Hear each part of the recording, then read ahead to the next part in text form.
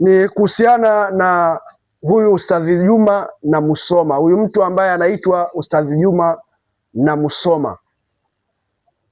Tukiangalia kashfa ambayo anayoitoa katika mitandao juu ya kumkashfu Sheikh Kishki,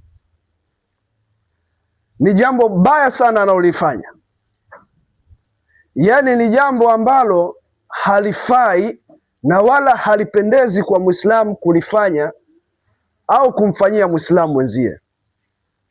Ndugu zanguni, huyu Ustadhi Juma na Musoma ni ndugu yetu katika imani, ni Muislamu mwenzetu, tunaweza kusema ni kaka yetu au ni baba yetu, yote inawezekana.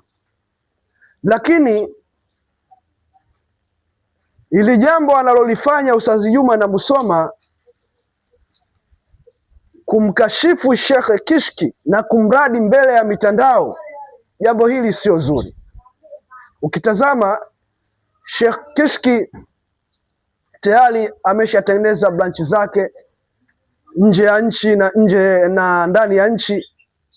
Watu wengi wanamfahamu kama shekhe mkubwa, lakini ni wapi utasema Sheikh Kishki na mtu asiyemjua? Mpaka mtoto wa miaka 5, 6 anamjua Sheikh Kishki kutokana na sifa ambayo alionayo. Lakini wanamtambua kwa sifa gani? Kwamba sio muhuni, haendi katika kumbi za starehe, lakini yeye kazi yake nini? Kazi yake kubwa ni kuitangaza dini ya Uislamu. Sasa ajabu, anakuja huyu Ustadhi Juma na Musoma ndugu yetu, na simsemi kwa vibaya, isipokuwa na jambo nataka kuzungumza juu yake.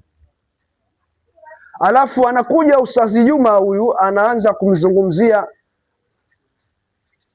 Sheikh Kishki na kutoa madhaifu mbalimbali, madhaifu ambayo ni siri ambayo iliyokuwa imefichika, sisi hatujui.